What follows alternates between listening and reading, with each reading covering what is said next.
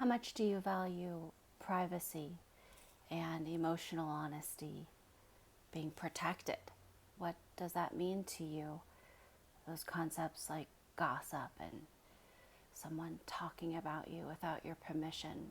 How does that feel? How does that leave you feeling? I see I have a glare in there. The grief recovery method, we have a policy as absolute confidentiality. So we as specialists, we promise you to, well, first of all, because we're coming to you through the lens of a teacher. We're teachers, we're not therapists. Sometimes we are therapists as well. But when we're practicing the grief recovery method with you, we are a teacher in that role. And because we're acting as a teacher, we don't have to keep notes and files and anything. We just show up and we teach you what we're going to be teaching you for that class. And then that's it. We show up and teach you what we need to teach you for the next class. We don't keep notes and files on people in terms of the grief recovery method. And it's brilliant, it's beautiful, and it helps people feel really safe. We're also not mandated reporters as specialists in that role. Now, sometimes your specialist is a therapist and things like that. So, you have to know who you're working with. I'm not a therapist, I'm a teacher who teaches the grief recovery method. Now, because of that, I'm not a mandated reporter. Anyway, these things can help people feel really safe. And because they feel really safe in this framework of absolute confidentiality, they can feel safe to take the actions that I am placing before them with absolute emotional honesty. Because let's face it, we don't want to bring the most tender, precious, private parts of ourselves out to be seen by other people if we are afraid of what might happen to them. Where are they going to go? Who's going to find out about them? What will be made known? And if you're in a group class, in a one-on-one class, that's going to be pretty easy. It's just the two of us. But in a group class, we all commit to the same commitment. And so whatever is shared of a private nature goes to the grave. And each person is doing the same action work, and each person's wanting that same privacy given to them. So they're going to give it to you as well. And it works beautifully, evidence-based. 46 or so years later down the road, it works beautifully. Now, I've been a part of organizations. I was a part of a large religious, international religious institution.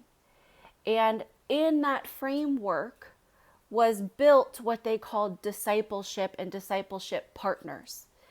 And what that was you had like a religious partner, okay? And you're supposed to go to this religious partner. But that religious partner, disciple partner, had a disciple partner. And they're supposed to take their fears and worries to their disciple partner. And so on and so forth. So built into the framework was this taking someone's information to the next person and to the next person, because that was looked upon as being a good disciple, a good steward, a good helper to get them the help they needed. And then there would be memorized and rehearsed scriptures to help that person, fix that person, advise that person.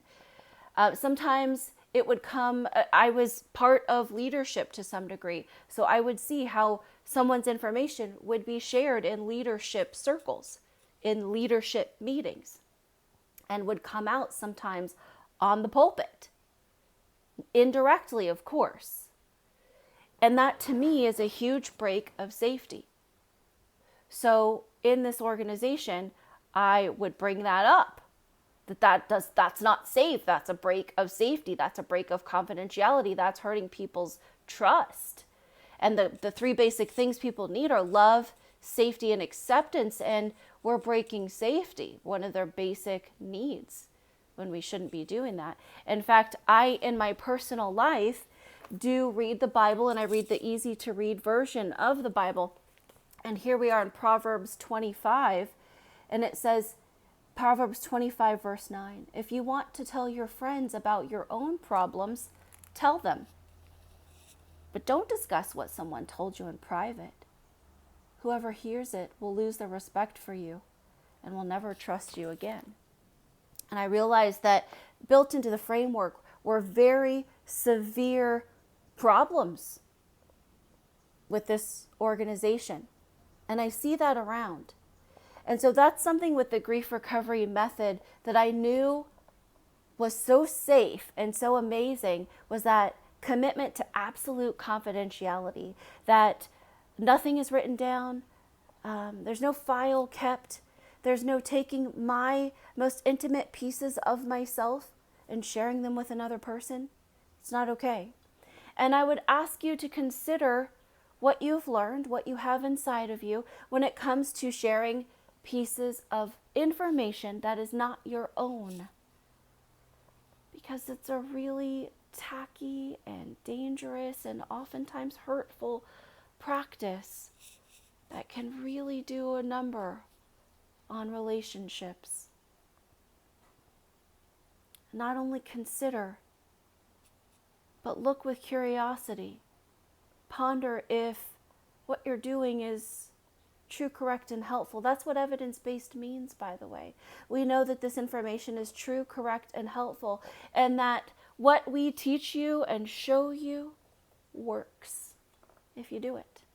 And it works every time that you do it. We also know that there are some things out there that don't work. For example, sharing people's personal and private information that you don't have permission to share. That might be called gossip. And it happens in religious circles as well. It's not a healthy practice. It's not a good one. And if that's built into the framework of your work, your establishment, reconsider. Consider what does work. That's the grief recovery method. I love you. Bye, everybody.